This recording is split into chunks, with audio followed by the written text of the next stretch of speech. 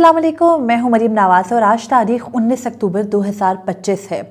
अदलिया में martial law क्या नाफिज हो चुका है? ये वो सवाल है जो इस वीडियो के आखिर में जवाब आपसे ज्यादा बेहतर कोई दे नहीं सकेगा।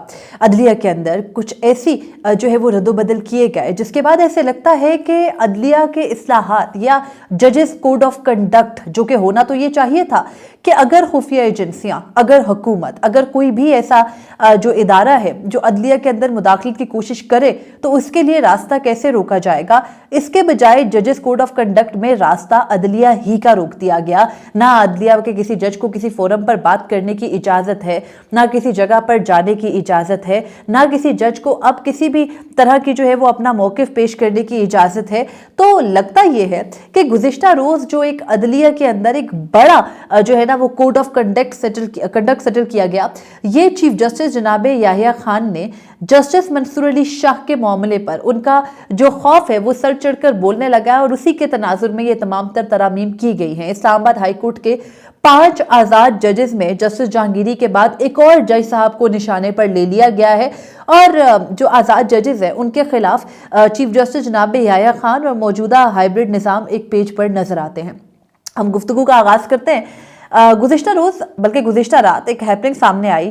सुप्रीम जुडिशल काउंसिल का अहम तरीन इजलास था और सुप्रीम जुडिशल काउंसिल के इजलास में सबकी नजरें जस्टिस तारिक महमूद जहांगीरी के खिलाफ दायर करदा रेफरेंस पर थी जो कि उनकी मुबैना जाली डिग्री का मामला था। लेकिन कहानी आकर शुरू जस्टिस जहांगीरी और खत्म जस्टिस सरदार एजाज इसहाक पर हुई। जस्टिस सरदार एजाज इसहाक के खिलाफ इस वक्त सुप्रीम जुडिशल काउंसिल में 2 दरख्वास्तें हैं।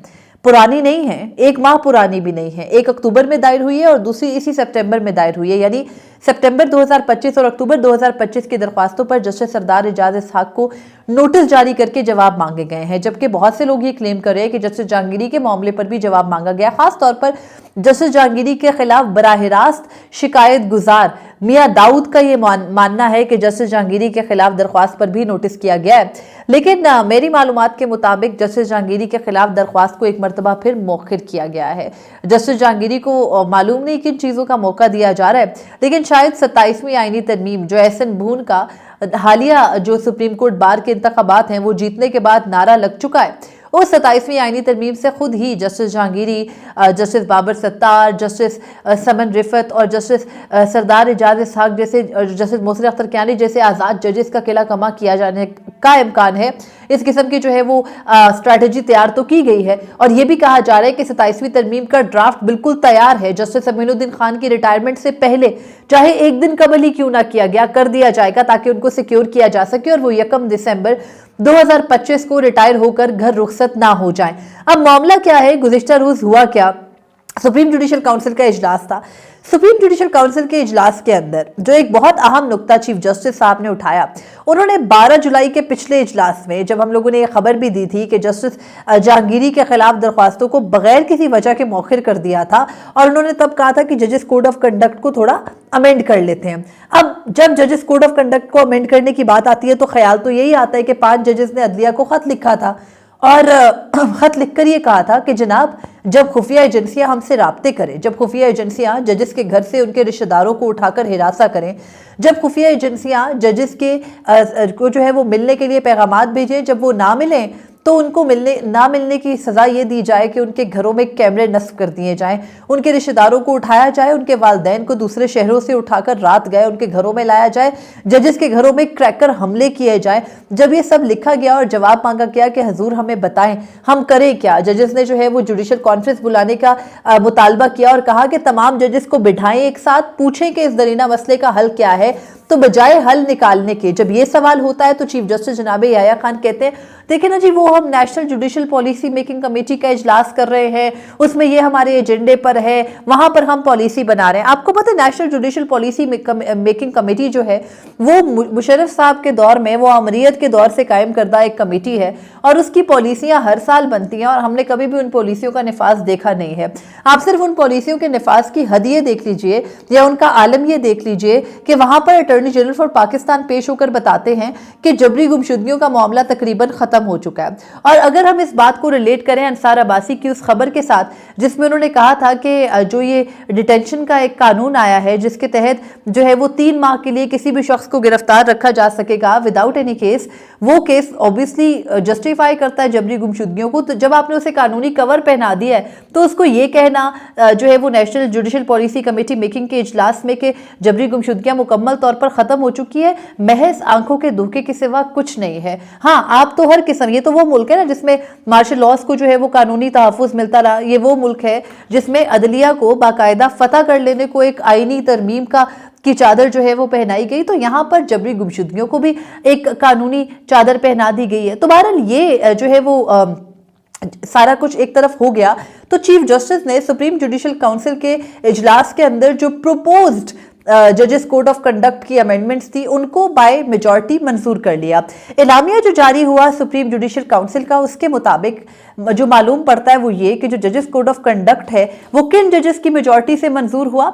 चीफ जस्टिस जनाब याया खान, जस्टिस आलिया नीलम और जस्टिस सरफराज डोगर।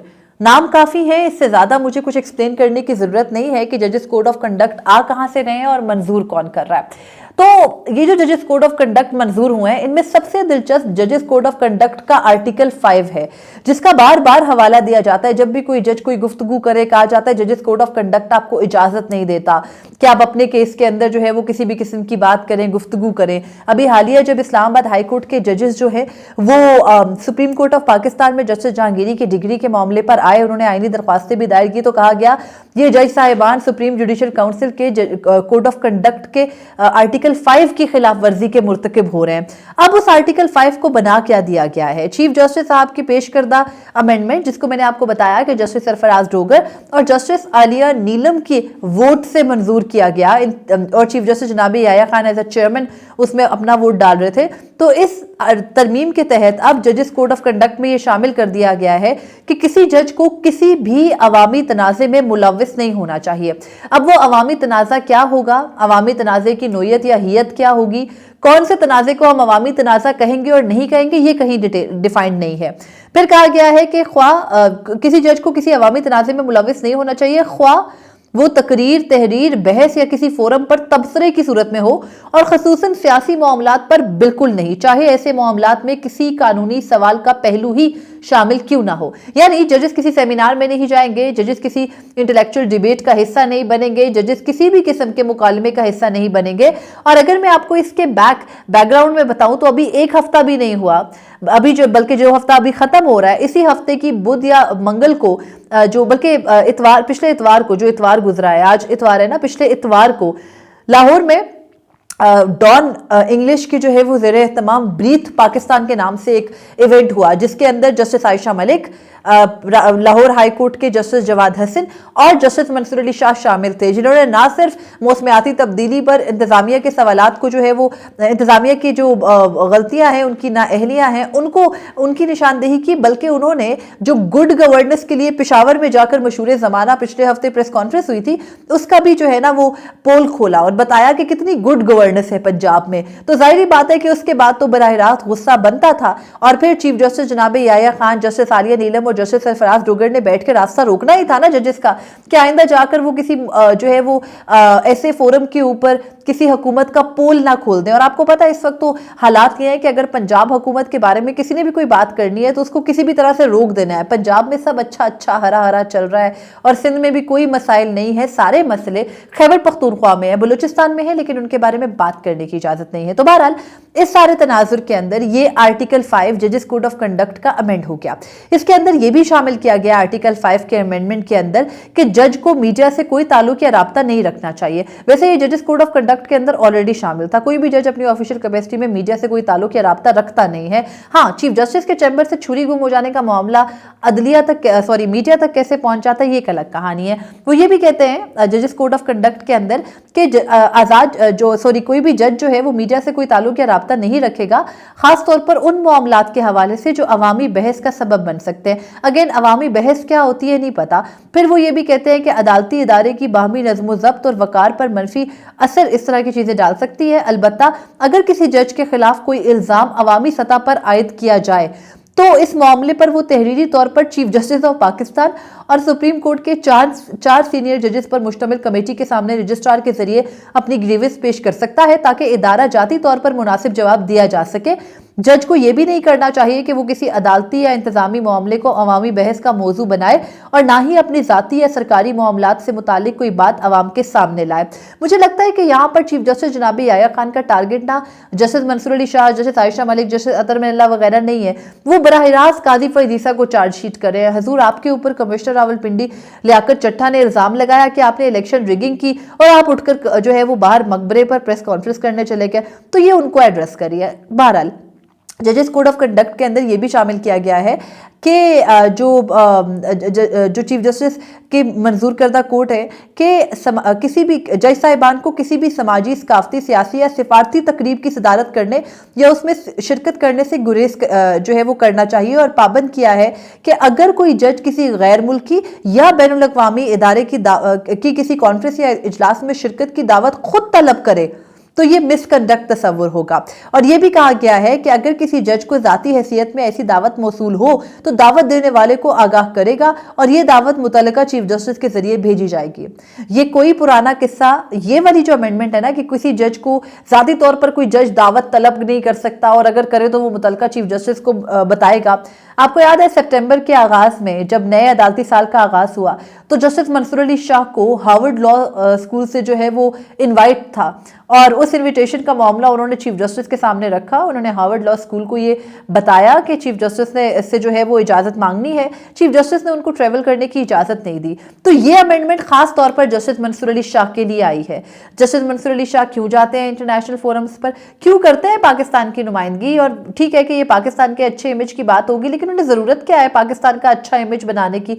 पाकिस्तान का इमेज हमारा मुल्क है और हम सबको बहुत प्यारा है, लेकिन बदकिस्मती से वो कुछ ऐसे लोगों के हत्थे चढ़ा हुआ है कि पाकिस्तान का इमेज जो है वो अब चीफ जस्टिस जनाब याया खान या आईनी बेंच के जजेस बनाएंगे। वो इन जजेस को बनाने की जरूरत नहीं है जो बहुत पढ़ी लिखी, बहुत इंटेलेक्चुअल डिबेट करते हैं, जो इस तरह की बात करते हैं जिससे दुनिया को भी अच्छे आइडियाज मिलते हैं। तो वो फिक्री जो उनकी जहानत है ना वो दरकार नहीं है। हमें चाहिए वो लोग जो पर्ची से देख के पढ़ते हैं और पर्ची से देख के भी दुरुस्त नहीं पढ़ते। तो बहरहाल ये जो मामला था जजेस कोड ऑफ कंडक्ट का, ये अमेंड हो गया। और जाहिर बात है कि अमेंडमेंट में एक तरफ मैंने आपको बताया कि वो बिल्कुल भी जस्टिस मंसूर अली शाह की तरफ नहीं थी, वो जो जज अपने जाती मामले पर मीडिया से जो है वो गुफ्तगू नहीं कर सकता, तो वो उन्होंने चीफ जस्टिस जो साबिक चीफ जस्टिस है काजी फैज़ ईसा उनको एड्रेस किया है।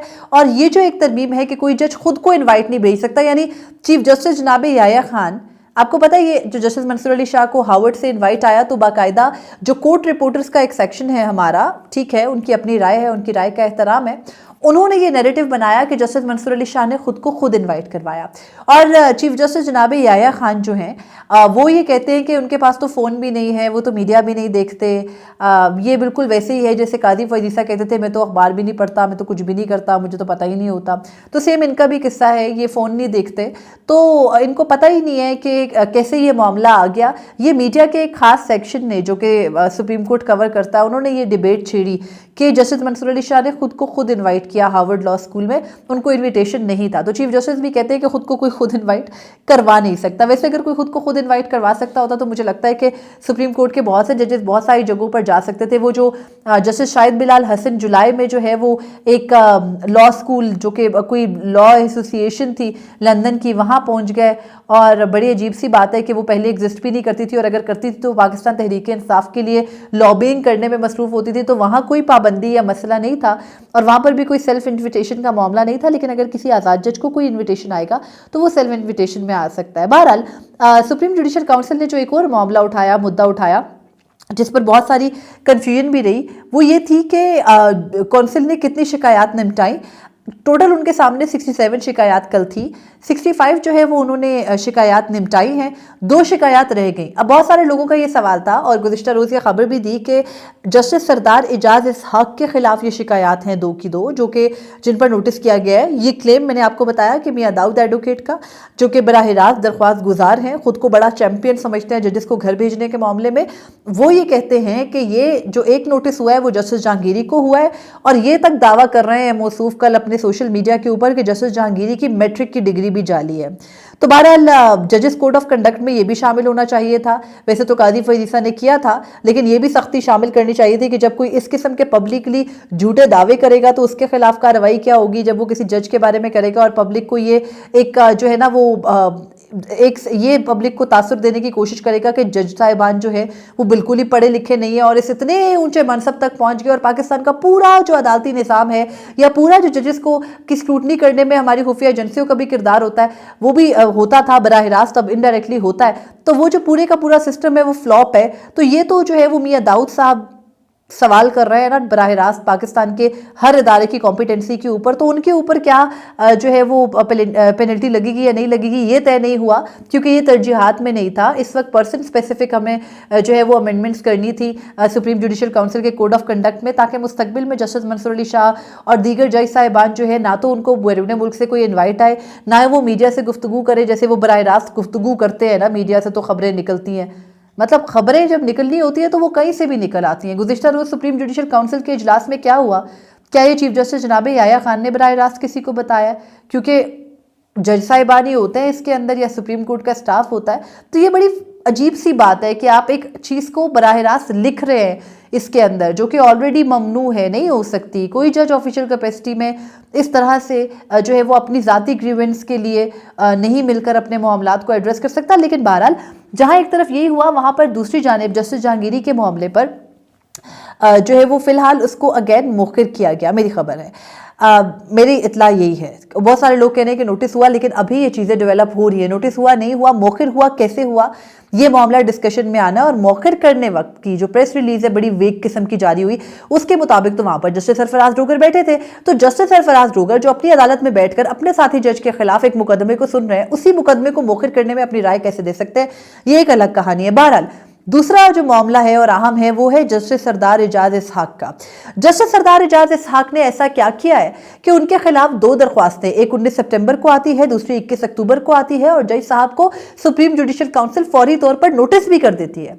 मेरी नज़र में जज साहब का सिर्फ एक कसूर है और वो ये कि वो किसी से डर नहीं रहे।